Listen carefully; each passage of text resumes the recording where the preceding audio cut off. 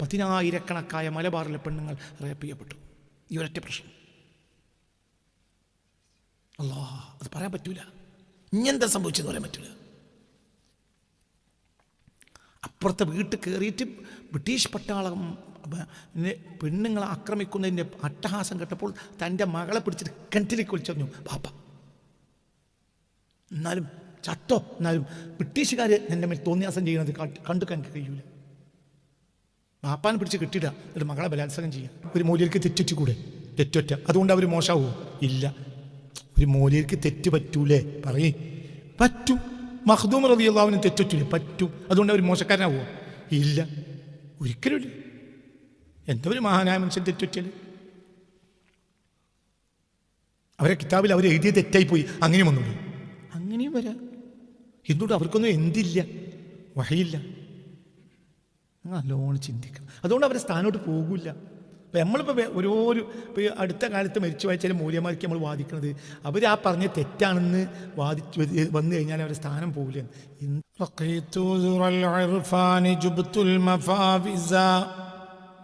إلى الحضرة العليا وللفيض حائزا بحب رسول الله أحمد سيدي وصرت إلى المحبوب نلت الجوائز فإن دهش الأقطاب في كل مشهد بمشهد عين الذات حزت المراكز وأطوي لمن قد حبني كل مهمه إلى الحضرة العليا ولو كنت رامزا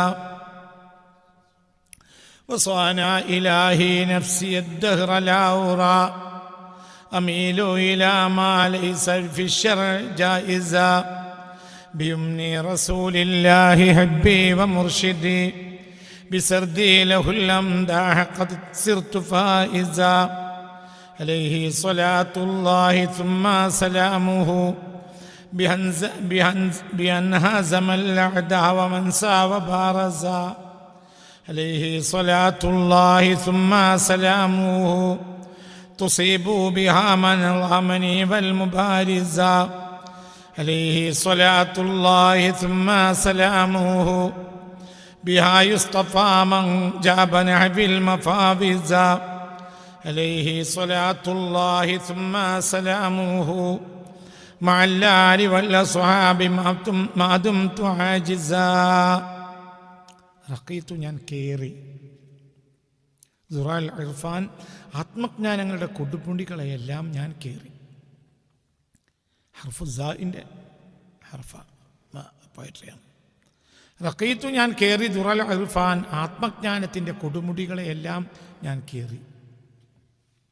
ജുബ്തു ഞാൻ മുറിച്ചു കടന്നു അൽ മഫാവിസ എല്ലാ എല്ലാ എല്ലാ വൈതരണികളുള്ള എല്ലാ മരുഭൂമികളെയും ഞാൻ മുറിച്ചു കടന്നു. എങ്ങോട്ടാണ് ഞാൻ മുറിച്ചു കടന്നത്? ഇലൽ ഹളറത്തിൽ ഉല്യ ഉന്നതമായ സന്നിധാനത്തിലേക്ക്. വലിൽ ഫൈളി അള്ളാഹുവിൻ്റെ ഫയലാനിനെ ഹൈസൻ ഒരുമിച്ച് കൂട്ടുന്നവനായ നിലയിൽ.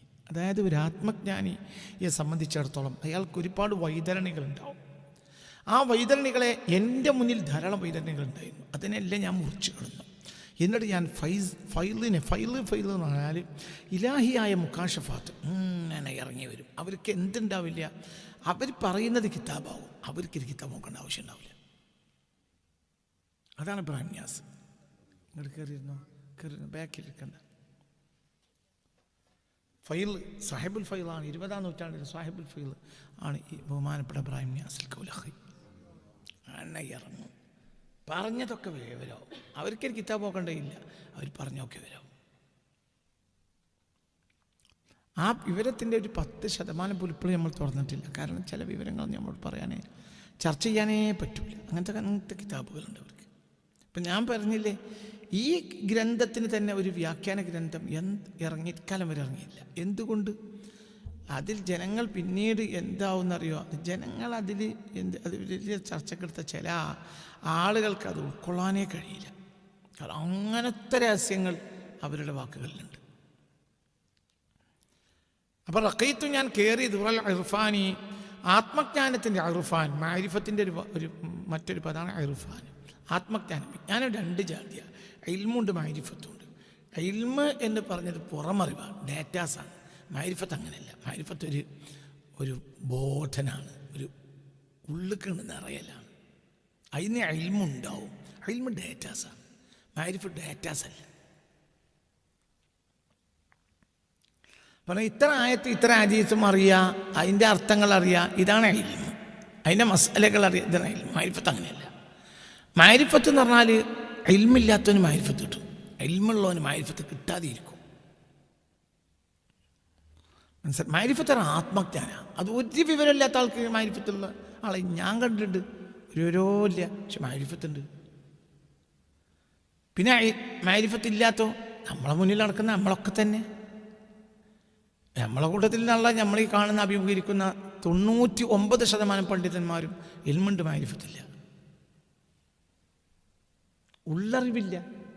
അല്ലാഹു തആലയുടെ ഒരു ഫയലാനാണ്, അവർ ഇറക്കിത്തരണം. മസ്അല അറിയും, പഠിച്ചവനറിയില്ല. മസ്അല അറിയും, പക്ഷെ പഠിച്ചവനറിയില്ല. മസ്അല അറിയും, ഇല്ല. മഅരിഫത്തില്ല. മഅരിഫത്തുള്ള ആൾ തെറ്റിന് വേണ്ടി വാദിക്കൂല. ഇപ്പം തെറ്റിൻ്റെ പക്ഷത്ത് ഇൽമുള്ള ആൾ നിൽക്കും. അതാണ് ഇന്നത്തെ പ്രശ്നത്തിന് മുഴുവനും ആധാരവും. ഞാൻ അങ്ങോട്ട് പോണില്ല. എന്താണ് നിലവിലുള്ള പ്രശ്നത്തിൻ്റെ കാരണം? ഇൽമുള്ള ആളുകൾ ജനങ്ങൾ ആദരിക്കുന്നു എന്ന് വിചാരിക്കപ്പെടുന്ന ആളുകൾ, പക്ഷെ അവർക്ക് എന്തില്ല? ആത്മജ്ഞാനം ഇല്ലാത്തതുകൊണ്ട് തെറ്റിൻ്റെ പക്ഷത്താണ് അവർ നിലകൊള്ളുന്നത്. നമ്മൾ കാണുന്ന ഭൂരിപക്ഷം ആളുകളും തെറ്റിൻ്റെ പക്ഷത്താണ് നിൽക്കുന്നത്. അവരിൽ ചില ശരിയുണ്ടാവും, അതിൽ ശരിയുള്ളവരില്ലേ ഉണ്ടാവും, പക്ഷെ അതിനടിയിലും ചില തെറ്റുണ്ടാവും. ആ തെറ്റിനെ അവർ ന്യായീകരിക്കും. എന്താ കാരണം? മഅരിഫത്തില്ലായ്മ. മഅരിഫത്തുണ്ടെങ്കിൽ തെറ്റിനെ ന്യായീകരിക്കില്ല. തെറ്റ് മനുഷ്യനിൽ സംഭവിച്ചു, പക്ഷെ ന്യായീകരിക്കലും തെറ്റ് സംഭവിക്കുന്നുണ്ടാണ്. അപ്പോൾ ഒരു സ്വഹാബിയിൽ തെറ്റ് സംഭവിച്ചു, വ്യഭിചരിച്ചു. ഞാൻ സ്വഹാബി മോഷ്ടിച്ചൂടെ? മോഷ്ടിക്കാം. ഒരു സ്വഹാബി വ്യഭിചരിച്ചു, ഉദാഹരണം. സ്വഹാബിയായി, തെറ്റല്ലേ അത്? വലിയറ്റാണ്. സംഭവിച്ചില്ലേ? സംഭവിച്ചു, പക്ഷെ ന്യായീകരിച്ചില്ല. ആരും അറിയണതിന് മുമ്പ് തന്നെ ആ ആളാണ് പിന്നെ എന്ത് ചെയ്യുന്നത്? ഇതറിയിച്ച് എന്നെ കൊല്ലണം എന്ന് പറയുന്നത്. ഭാര്യയും കുട്ടികളുള്ള ഞാൻ വ്യഭിചരിച്ചപ്പോൾ ഇന്നെ വെറുതെ വിടാൻ പാടില്ല, എന്നെ നിയമം നടപ്പിലാക്കി കൊല്ലണം. ഇത് പറയുന്നത് ആരാണ്? തെറ്റ് ചെയ്ത വ്യക്തി തന്നെ. എന്താണ് കാരണം? അതാണ് മഅരിഫത്ത്. ആ മഅരിഫത്ത് എവിടെ നിന്ന് കിട്ടി? മിൻ അൻവാരി നബിയിൽ മുസ്തഫ നബിയുടെ അൻവാറിൽ നിന്ന് കിട്ടി. ആ പ്രകാശം ആ മനുഷ്യൻ്റെ മനസ്സിലേക്ക് വീശിയടിച്ചിട്ടുണ്ട്. ഞാൻ മനുഷ്യൻ തെറ്റ് ചെയ്യൂല, ചെയ്യും. എന്ത് ചെയ്യൂല? ഞാൻ പറയാം, എന്ത് ചെയ്യില്ല? ന്യായീകരിക്കൂല. അതാണ് മഅരിഫത്ത്. ഇൽമുണ്ടാവും, തെറ്റ് ചെയ്യും. മഅരിഫത്തുണ്ടായാലും തെറ്റ് ചെയ്യും, പക്ഷെ ഇൽമുണ്ടായ തെറ്റ് ചെയ്യുകയും ന്യായീകരിക്കുകയും ചെയ്യും. മറ്റൊരാളെ തെറ്റിനെ ന്യായീകരിക്കും, സ്വന്തം തെറ്റിനെ ന്യായീകരിക്കും, മറ്റുള്ളവരെ ന്യായീകരിക്കും. തെറ്റിൻ്റെ പക്ഷത്ത് നിൽക്കും. തെറ്റിൻ്റെ പക്ഷത്ത് നിൽക്കുക. മനസ്സിലാവേണ്ട പറഞ്ഞത് വളരെ ചിന്തിക്കണം. അത് മനുഷ്യന് ഒരു കാലം അങ്ങനെ വന്നുപോയി. ഇന്നത്തെ കാലം എന്ന് പറഞ്ഞാൽ വിവരം പ്രത്യക്ഷത്തിൽ എല്ലാവർക്കും ഉണ്ട്, എല്ലാവർക്കും വിവരമുണ്ട്. വളരെ ചിന്തിക്കണം. ഇപ്പം നമ്മളെ ക്ലാസ്സിലുമായി ബന്ധപ്പെടുന്ന ഒരു കുടുംബം, നമ്മളെ ക്ലാസ്സുമായി ബന്ധപ്പെടുന്ന ഒരു കുടുംബം വളരെ വേദനയോടുകൂടെ ഈ കഴിഞ്ഞ ആഴ്ച പിന്നെ എന്നോട് ബന്ധപ്പെട്ടു. എന്താ പ്രശ്നം? അവരുടെ കുട്ടി ഒരു സ്ഥാപനത്തിൽ പഠിക്കുന്നുണ്ട്. അപ്പോൾ ആ സ്ഥാപനത്തിൻ്റെ രക്ഷകർത്താക്കളുടെ യോഗം വിളിച്ചു. ആ സ്ഥാപനം അങ്ങനെ രക്ഷകർത്താക്കളൊക്കെ ഒരുമിച്ച് കൂടി. അപ്പോൾ രക്ഷകർത്താക്കളോട് പിന്നെ അവിടുത്തെ പ്രസിഡിയം, അവിടുത്തെ നേതാക്കന്മാർ, അധികാരികൾ പറഞ്ഞു, എന്ത് ഇന്നാലിന്ന തങ്ങളെ അംഗീകരിക്കാത്ത ഒരു കുട്ടികളെയും കൊണ്ട് പോയിക്കോളി, അവരവിടെ പഠിപ്പിക്കൂല. ഏത് തങ്ങൾ എന്തെന്ന് ഞാൻ പറഞ്ഞില്ല, എന്താണെങ്കിലും അതേത് തങ്ങളാണെങ്കിലും അതിനെന്ത് ന്യായമാണ്? എന്ത് ന്യായമാണ്? കുട്ടികൾക്ക് മൊബൈൽ കൊടുക്കുന്നവർ അതൊരു തെറ്റാണ്. കുട്ടികൾക്ക് അതിൻ്റെ തിരിച്ചറിവില്ല. അപ്പോൾ കുട്ടികൾക്ക് മൊബൈൽ കൊടുക്കുന്നവർ ഈ സ്ഥാപനത്തിൽ പഠിപ്പിക്കില്ല, കൊണ്ടുപോയിക്കൊള്ളുന്ന പറഞ്ഞാൽ ഓക്കെ. ഈ സ്ഥാപനത്തിൽ ഒരു യൂണിഫോം ഉണ്ട്, ആ യൂണിഫോം പാലിക്കാത്ത ആളുകൾ കുട്ടികളെ കൊണ്ടുപോയിക്കൊള്ളുന്ന പറഞ്ഞാൽ ഓക്കെ. ഇവിടെ വിളിച്ചാൽ ഞങ്ങൾ മാസത്തിലൊരു യോഗം വിളിക്കും, വിളിച്ചാൽ വരാത്ത ആളുകൾ കുട്ടികളെ കൊണ്ടുപോയിക്കോളി എന്ന് പറഞ്ഞാൽ അതും ഓക്കെ. ഇവിടുന്ന് കൊടുക്കുന്ന ഭക്ഷണം പിന്നെ കഴിക്കാതെ പുറത്തുപോയി ഹോട്ടലിൽ പോയി സ്ഥിരം തിന്നാൻ മെനക്കെടുന്ന കുട്ടികളെ വാപ്പാർ കുട്ടികളെയും കൊണ്ടുപോയിക്കോളി അതും ഓക്കെ. ഇന്നാലിന്നെ തങ്ങൾ അംഗീകരിക്കാത്തവരൊക്കെ കുട്ടികളെ കൊണ്ട് പോയിക്കോളി എന്നൊരു സ്ഥാപനം ഈ കഴിഞ്ഞ ഒരാഴ്ചക്ക് മുമ്പ് രക്ഷാകർത്താക്കളെ വിളിച്ചു കൂട്ടി മലപ്പുറം ജില്ലയിൽ പറഞ്ഞു. അപ്പോൾ ആ കുടുംബം തന്നെ എന്നോട് പറഞ്ഞു, ഞങ്ങൾ എന്താ തീരുമാനമൊക്കെ ഉണ്ട്, ഞങ്ങൾ വളരെ വിഷമത്തിലാണ്, ഞങ്ങൾക്കത് അംഗീകരിക്കുമെന്നും അംഗീകരിക്കില്ല എന്നും പറയാൻ പറ്റില്ല. ഞങ്ങൾക്ക് അവർ എന്തൊക്കെ പറയുന്നത് നമുക്കറിയില്ലല്ലോ, അപ്പോൾ എല്ലാം കൂടി അംഗീകരിക്കാൻ ഞങ്ങൾക്ക് കഴിയില്ല. അതേസമയത്ത് ഞങ്ങളെ കുട്ടികളെ പഠിക്കണമെന്ന് ഞങ്ങൾക്ക് ആഗ്രഹമുണ്ട്. ഇപ്പം ഇതെന്താ പ്രശ്നം? ഇതിപ്പോൾ ആരാ പറയുന്നത്, ആരാ പറയിപ്പിക്കുന്നത്? ഇതിവിടെ ഇത് യോഗം വിളിച്ചിട്ട് പറയുന്നത് ആരാ? പണ്ഡിതന്മാർ എന്ന് തലയെക്കെട്ടുള്ളവർ, സമസ്തയുടെ കേന്ദ്ര മുഷാവറയിൽ പോലും അങ്ങനത്തുള്ളവർ. എന്തവർക്ക് സംഭവിച്ചോ? ഇത് സംഭവിച്ചത് അവർക്ക് ഈ ഡാറ്റാസ് മാത്രമേ അവരുടെ കയ്യിലുള്ളൂ, അവർക്ക് ആത്മജ്ഞാനം ഉണ്ടായില്ല. അതാ പ്രശ്നം. ഞാൻ ആക്ഷേപിക്കാൻ കണക്കാക്കി ഇതൊക്കെ സാമൂഹിക വിമർശനങ്ങൾ സ്വാഭാവികമായി എൻ്റെ ക്ലാസ്സിലുണ്ടാവും. എന്തുകൊണ്ട്?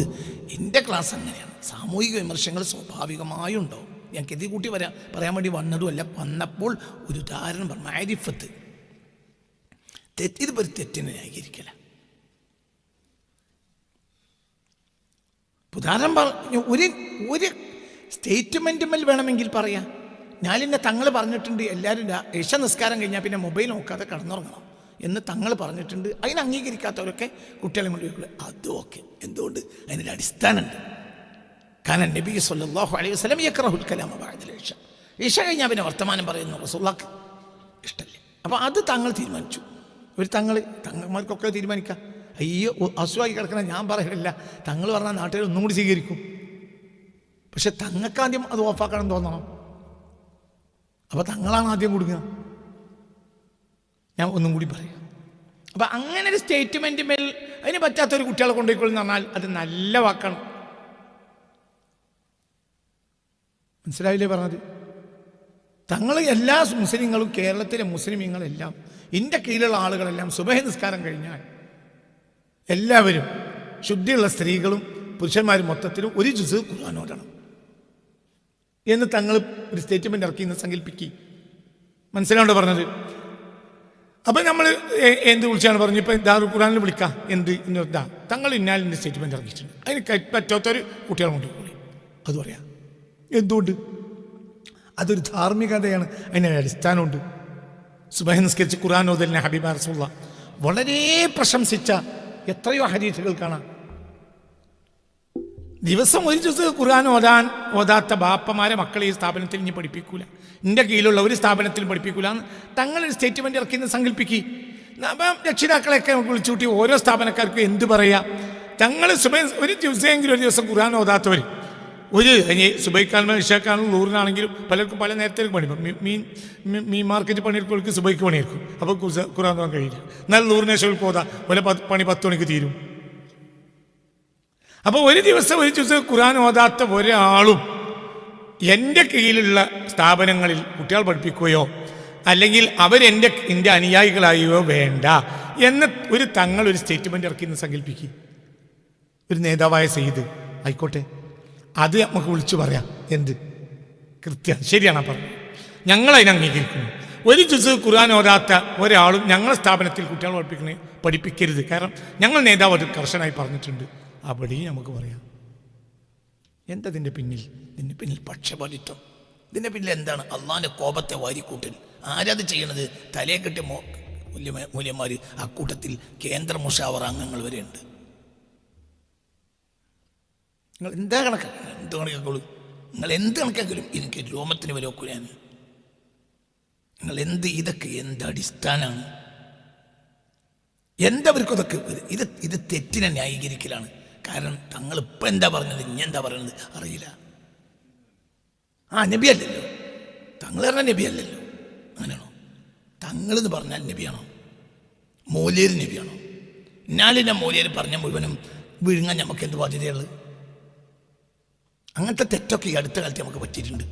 ഞാൻ ഇപ്പം നിങ്ങൾ പറയാൻ പാകപ്പെടാത്തത് കൊണ്ട് ഉണ്ടാക്കുകയാണ്. നമുക്ക് ഒരുപാട് തെറ്റ് വെച്ചിട്ടുണ്ട്. ഒരു മൂല്യർ പറഞ്ഞ മുഴുവൻ വിഴുങ്ങണം എന്ന ബാധ്യത എന്താണ് ഉമ്മത്തിനുള്ളത്? അത് ഏത് മൂല്യരായാലും വേണ്ടില്ല. എന്തുകൊണ്ട് ഫീ കുല്ലി ഖൗലിൻ മഖ്ബൂലുൻ വമർദൂദുൻ ഇല്ലാ ഖൗലു സാഹിബി ഹാദൽ ഖബർ എന്ന് ഇമാം മാലിക് പറഞ്ഞിട്ടുണ്ട്. എൻ്റെ വാക്കുവരെ നിങ്ങൾ സ്വീകരിക്കണം എന്നില്ല എന്നല്ല പറഞ്ഞതിൻ്റെ അർത്ഥം. അതിൻ്റെ അർത്ഥം അവർക്ക് തെറ്റുന്നല്ല, പറ്റൂല എന്നല്ല. അവരൊന്നും മാസൂമിയങ്ങളല്ല. മാസൂമിയങ്ങൾ 1,24,000 മാത്രമാണ്. ഞാൻ തെറ്റുവാദിച്ചു എന്ന് സിദ്ദീഖുൽ അക്ബർ പറഞ്ഞിട്ടില്ലേ? ഞാൻ തെറ്റുവാദിച്ചു. ആരുടെ മുന്നിൽ? ഉമറുൽ ഖത്താബിന്റെ മുന്നിൽ. പിന്നെ ഞാൻ തെറ്റ് ബോധ്യപ്പെട്ടു. അല്ലാഹു ശറഹ സദ്രി ലിമാ ശറഹ സദ്ര ഉമർ ബിൻ ഖത്താബിന് അല്ലാഹു നേരത്തെ വെളിച്ചം കൊടുത്തു. ആ വെളിച്ചം എനിക്കെത്താൻ കുറച്ച് നേരം പോയി. അതുവരെ ഞാൻ എന്തു വാദിച്ചു? തെറ്റുവാദിച്ചു എന്ന് ആര് പറഞ്ഞു? ഇത് നബി പറയില്ല, ഇത് റസൂൽ അറിയില്ല. എന്തുകൊണ്ട്? റസൂൽ വഹയുണ്ട്, സിദ്ദീഖുൽ അക്ബർ വഹയില്ല. നിങ്ങൾക്ക് പറഞ്ഞത് മനസ്സിലായില്ലേ? തിരിച്ച് ഉമർ ബിൻ ഖത്താബ് തെറ്റുവാദിച്ചു. എന്റെ ലാ ഇലാഹ ഇല്ലല്ലാഹ് മുഹമ്മദ് റസൂലുള്ളാഹി എന്ന് വിശ്വസിക്കുന്ന നമ്മുടെ ഖിബിലയാകയ നമ്മളെപ്പോൾ നിസ്കരിക്കുന്ന ജനതയോട് എന്തിനാണ് സിദ്ദീഖ യുദ്ധത്തിന് പുറപ്പെടുന്നത് എന്ന് ചോദിച്ചു സിദ്ദീഖുൽ അക്ബറിനോട്. ആര്? ഇത് തെറ്റിന്റെ പക്ഷത്തിൽ നിൽക്കലാണ്, തെറ്റ് വാദിക്കലാണ്. പക്ഷത്തിൽ നിൽക്കാൻ തന്നെ തെറ്റ് വാദിച്ചു, പക്ഷെ പെട്ടെന്ന് തിരുത്തി ഉമർ ബിൻ ഖത്താബ്. അപ്പൊ ആദ്യം തെറ്റ് പറഞ്ഞുപോയി ആര്? സയ്യിദുനാ ഉമർ ബിൻ ഖത്താബ്. എന്തേ പറ്റൂലേ? പറ്റും. എന്തുകൊണ്ട്? അവർക്ക് എന്തില്ല? അവർക്ക് എന്തില്ല? വഹിയില്ല. അവരാരല്ല? മഅസൂമീങ്ങളല്ല. പിന്നെന്താ? ഒരു മൂല്യർ പറഞ്ഞ മുഴുവൻ ഒരു ജനത ഒരു മൂല്യർ പറഞ്ഞ പിന്നെ അതിൽ തെറ്റ്, പിന്നെ അത് അംഗീകരിക്കൽ വാജിബ. അത് എവിടുത്തെ ന്യായ? ഈ മൂല്യർ ആരാണെങ്കിലും വലൂക്കന കണ്ണിയത്തൻ. ഇതൊക്കെ ഈ അടുത്ത കാലഘട്ടത്തിൽ നമുക്ക് വന്ന അബദ്ധങ്ങളാണ്. അതിൽ പിന്നെ പുനഃപരിശോധന ഉണ്ടാവില്ല. ഞാൻ പറഞ്ഞുകൊണ്ടുവന്ന് നിങ്ങൾക്ക് നമ്മൾ അതിലൊന്നും അവരെ അപമതിക്കും വേണ്ട. ഒരു മൂല്യർക്ക് തെറ്റുകൂടെ? തെറ്റൊറ്റ അതുകൊണ്ട് അവർ മോശമാവോ? ഇല്ല. ഒരു മൂല്യർക്ക് തെറ്റ് പറ്റൂലേ? പറയേ പറ്റും. മഖ്ദൂം റളിയല്ലാഹു അൻഹു തെറ്റൂലേ? പറ്റും. അതുകൊണ്ട് അവർ മോശക്കാരനാവോ? ഇല്ല, ഒരിക്കലുമില്ല. എന്തോ ഒരു മഹാനായ മനുഷ്യൻ തെറ്റുറ്റിയല്ലേ? അവരെ കിതാബിൽ അവർ എഴുതിയ തെറ്റായിപ്പോയി, അങ്ങനെയും വന്നോളൂ. അങ്ങനെയും വരാം. എന്തുകൊണ്ട്? അവർക്കൊന്നും എന്തില്ല, വഹയില്ല. നല്ലോണം ചിന്തിക്കണം. അതുകൊണ്ട് അവരെ സ്ഥാനോട്ട് പോകില്ല. ഇപ്പം നമ്മളിപ്പോൾ ഓരോരു ഇപ്പോൾ ഈ അടുത്ത കാലത്ത് മരിച്ചു പോയ ചില മൂല്യന്മാർക്ക് നമ്മൾ വാദിക്കുന്നത് അവർ ആ പറഞ്ഞ തെറ്റാണെന്ന് വന്നു കഴിഞ്ഞാൽ അവരുടെ സ്ഥാനം പോകില്ല. എന്ത് സ്ഥാനം പോകാനാണ്? അവർക്കൊരു സ്ഥാനം പോകില്ല, ഒരിക്കലും പോകില്ല. ഞങ്ങളോട് പറഞ്ഞിട്ടില്ലേ എന്ത്? അലി മുസ്ലിം നല്ല മനുഷ്യനായിരുന്നു. അള്ളാഹുവിൽ നിന്ന് സ്വർഗം കിട്ടാൻ എൻ്റെ വീക്ഷണപ്രകാരം 100% സാധ്യത ഉള്ള ഒരാളാണ് അലി മുസ്ലിം. പക്ഷേ ഖിലാഫത്തിൽ ആളെ തെറ്റായിരുന്നു. അതിനെന്താ കാരണം? കോൺഗ്രസ് ചതിച്ചു. സത്യത്തിൽ കോൺഗ്രസ് ചതിച്ചാണ്. ഇവർ പാവങ്ങളാണ്, കോൺഗ്രസ് ചതിച്ചതാണ്. അതിനെ രക്ഷപ്പെട്ടു പാങ്ങിൽ അഹമ്മദ് മുസ്ലിം. അവരാദ്യകാലം ഇവരൊക്കെ കോൺഗ്രസിനെ തിരുവായില്ലാതെ സ്വീകരിച്ച കോൺഗ്രസ്സുകാരാണ് ആലി മുസ്ലിം പാങ്കാരനും ഒക്കെ. പക്ഷെ ഖിലാഫത്തിൽ അഹള ഉണ്ടാകാൻ കാരണം എന്താ? ഖിലാഫത്ത് പ്രസ്ഥാനത്തെ ഉത്തരേന്ത്യയിൽ നിന്ന് ഈ ദക്ഷിണേന്ത്യയിലേക്ക് കേരളത്തിലേക്ക് വന്നു ആര്? മഹാനായ ഗാന്ധിജി. അത് ഇന്ത്യ മുഴുവനും പറഞ്ഞ ഗാന്ധിജിക്ക് അത് മലബാർ പറയാൻ പറ്റൂല എന്നറിയില്ല. എന്തുകൊണ്ട്? മലബാറുകാർ എന്തു പറഞ്ഞാൽ നേതാവ് പറഞ്ഞാൽ അനുസരിക്കും, പിന്നെ എടുത്തടയുക. ഒരു കൂളായ ഒരു സ്ട്രഗിളൊന്നും ആർക്കറിയില്ല. ഒരു തണുത്ത സമരമൊന്നും ആർക്കറിയില്ല. മലബാറുകാർക്കറിയില്ല. മലബാറുകാർ എന്ന് പറഞ്ഞാൽ വെട്ടൊന്ന് കഷ്ടമുണ്ട് ഇതന്നെ. ഇത് ഇന്ത്യയിൽ എവിടെ പറഞ്ഞാലും പ്രശ്നമില്ല. മലബാർ പറയരുത്. മലബാറുകാരുടെ പ്രശ്നം എന്താ? ആത്മാർത്ഥത. മനസ്സിലായില്ല? ഇതൊന്നും മലബാറിൻ്റെ തെറ്റല്ല. മലബാർ ഖിലാഫത്തിലെ ഉണ്ടാകാനുള്ള അടിസ്ഥാന കാരണം എന്താ? മലബാറിലെ ജനങ്ങൾ ആർക്ക് ഉൾപ്പെട്ടതാണ്? ഗാന്ധിജിക്ക്. ഖിലാഫത്തിലെ അടിസ്ഥാന കാരണക്കാരനാരാ? ഗാന്ധിജി, മൗലാന മുഹമ്മദ് അലി, മൗലാന ഷൗക്കത്ത് അലി. മനസ്സിലായില്ല? ഇതൊക്കെ പഠിക്കുമ്പോൾ നമുക്കിത് മനസ്സിലാവുള്ളൂ. മൗലാന മുഹമ്മദ് അലി, മൗലാന ബാപ്പുജിയും അവരൊക്കെ വലിയ ആളുകളാണ്. ഗാന്ധിജി എന്ന് പറഞ്ഞാൽ അവരെക്കാൾ വലിയ ആളാണ്. ഒരിക്കലും ചെറിയ ആളല്ല, വലിയ ആളാണ് ഗാന്ധിജി. ആര് വിമർശിച്ചാലും ഞാൻ വിമർശിക്കൂല, അത്രയും നല്ല ആളാണ് മഹാനായ ഗാന്ധിജി. അവരും മൗലാന മുഹമ്മദ് ഷൗക്കത്ത് അലിയൊക്കെ വന്നിട്ട് ഇവിടെ ഷൗക്കത്തിൽ അടക്കമുള്ളവർ എവിടെ പ്രസംഗിച്ചു? കോഴിക്കോട് അടക്കം എന്ത് പ്രസംഗിച്ചു? പറ, എന്ത് പ്രസംഗിച്ചു? ബ്രിട്ടീഷുകാരോട് നമ്മൾ നിസ്സഹകരിക്കണം. മനസ്സിലായില്ലേ പറഞ്ഞത്? അവർ ചെയ്തു കൂട്ടിയ കാര്യങ്ങൾ പറഞ്ഞപ്പോൾ മനസ്സിലായില്ല. ആ പ്രശ്നം അങ്ങോട്ട് മാത്രമല്ല, ഖിലാഫത്ത് പൊളിച്ചു. തുർക്കി ഖിലാഫത്ത് പൊളിച്ചത് അടിസ്ഥാനപരമായി ബ്രിട്ടീഷുകാരാണ്. ആ ഒരു ദേഷ്യം ഭയങ്കര മുസ്ലിങ്ങളെ സംബന്ധിച്ചിടത്തോളം സയ്യിദ്ന സിദ്ദീഖ് റളിയല്ലാഹുവിൻ്റെ കാലത്ത് തുടങ്ങിയ ഖിലാഫത്ത് അവസാനിക്കുന്നത് ആര് കളിച്ചിട്ടാണ്? 1908 ഗ്രീസിലേക്ക് അവസാനത്തെ ഖലീഫയെ നാടുകടത്തി. പിന്നെ റബ്ബർ സ്റ്റാമ്പാണ് ആരുടെ? ബ്രിട്ടീഷുകാർ. അപ്പോൾ ഖിലാഫത്ത് പൊളിയാനുള്ള അടിസ്ഥാന കാരണക്കാരാരാണ്? ബ്രിട്ടീഷുകാരാണ്. ഇത് നേരിട്ട് വന്ന് പറയാണ് ആര്? ഗാന്ധിജി. മൗലാന മുഹമ്മദ് ഷൗക്കത്തിനെ പോലത്തെ ആളുകൾ വന്ന് പറയുമ്പോൾ മലബാറിലത് പറഞ്ഞു. മലബാർ പറഞ്ഞാൽ ആയി പ്രഷറാണ്. പിന്നെ ഒരു കത്തിയും വടിയെടുക്കുന്നുള്ള കാര്യം ഉറപ്പാണ്. അല്ലാതെ ഒരു ഈ ഗിലാഫ് സിന്ദാബാദ് എന്നാണ് പെരി പോയി കടന്നുറങ്ങുന്ന പണി ആർക്കറിയില്ല, മലബാറിനറിയില്ല. ഞാൻ എൻ്റെ കുട്ടിക്കാലത്ത് ഒരു ഫലിതം കേട്ടിട്ടുണ്ട്. എന്ത് ഫലിതം? ഒരാളിലേക്ക് ചേർത്താൽ സാധാരണ പറയാറുള്ളത് അയാളല്ല ഇതാ. നമ്മളെ മലബാറിലൊക്കെ ഉള്ള ഏകദേശ ഫലിതമൊക്കെ സീതിയാജിനെ ചേർത്ത് പറയും. സീതിയാജി പറഞ്ഞല്ല, നാട്ടിൽ ആരും തെറഞ്ഞു പോയത്തരും അദ്ദേഹം പോയതക്കാരനും അല്ല, അത് നല്ല മനുഷ്യനാണ്. സീതിയാജിലേക്ക് ചേർത്ത് പറയാം. സ്കൂൾ പഠിക്കുന്ന കാലത്തെ ഒക്കെ പോയത്തങ്ങളും വിഡ്ഢിത്തരങ്ങളും അങ്ങനെ ഒരു ടീമുണ്ടായിരുന്നു അക്കാലത്ത്. അത് സീതിയാജി വിഡ്ഢിയല്ല, അതൊക്കെ സീതിയാജിൻ്റെ മേൽ വെച്ച് കിട്ടിയതാണ്. അപ്പം എൻ്റെ കുട്ടിക്കാലത്തുള്ള ഒരു ഫലിതാണ് എന്തെന്നറിയോ? ഒരാൾ എന്താ പറയുക, ക്ലച്ച് ചവിട്ടിയിട്ട് ഗീറ് അങ്ങോട്ടും ഇങ്ങോട്ടും മാറ്റുമല്ലോ. ബസ്സിന് യാത്ര ചെയ്യുമ്പോൾ എന്ത് ചെയ്യാണ്?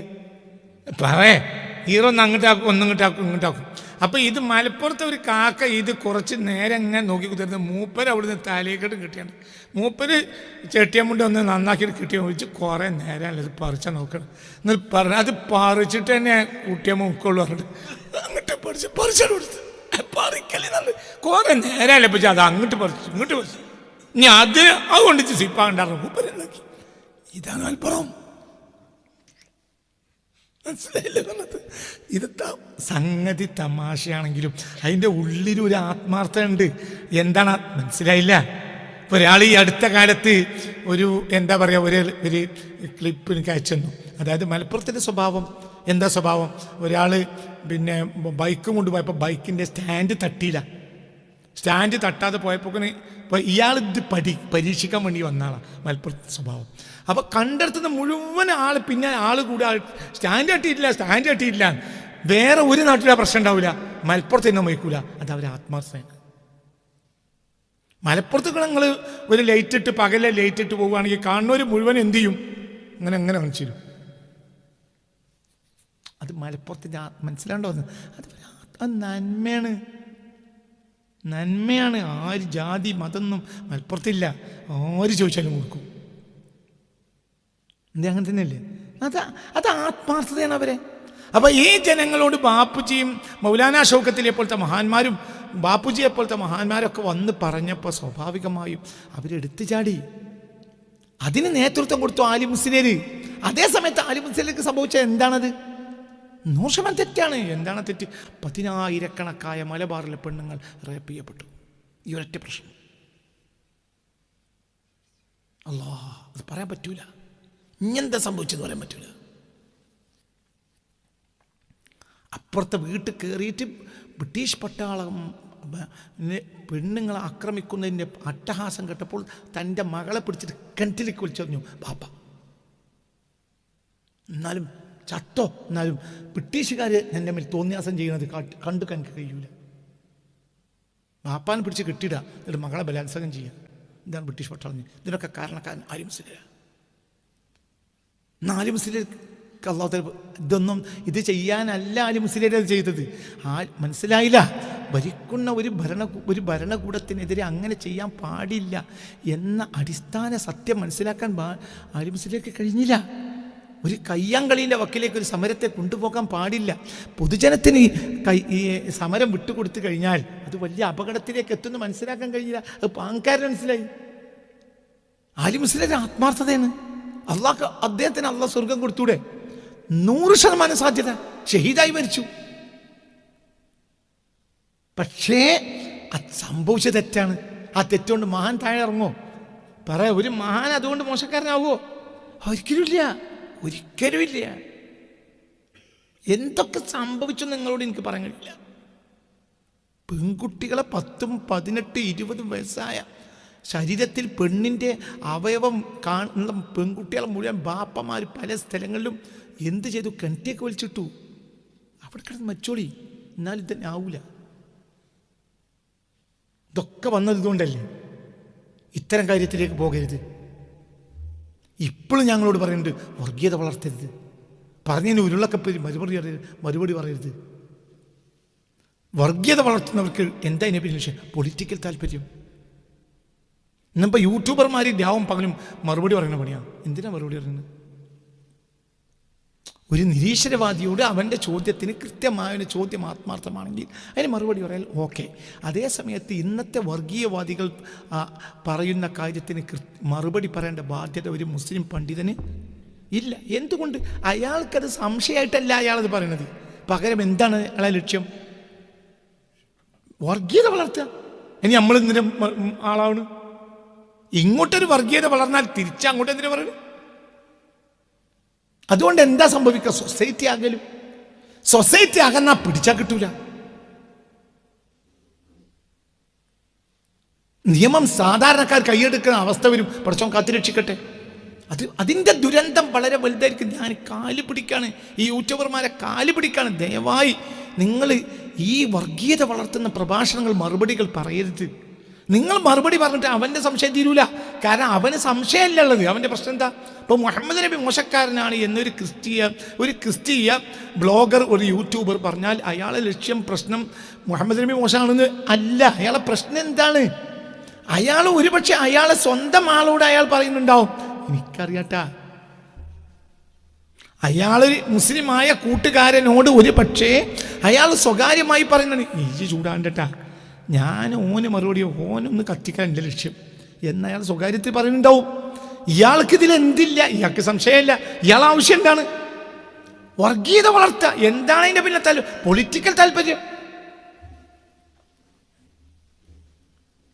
അപ്പം ഞാൻ ഈ യൂട്യൂബർമാരോടും ബ്ലോഗർമാരോടും ദയവായി പറയുന്നത്, നിങ്ങൾ ഉരുളക്കപ്പോയി ക്രിസ്ത്യാനികൾക്കും അല്ലെങ്കിൽ ക്രിസ്ത്യാനി ചാനലിൽ വർഗീയത വളർത്തുന്നുണ്ടെങ്കിൽ നിങ്ങളതിന് മറുപടി പറയാൻ പോകരുത്.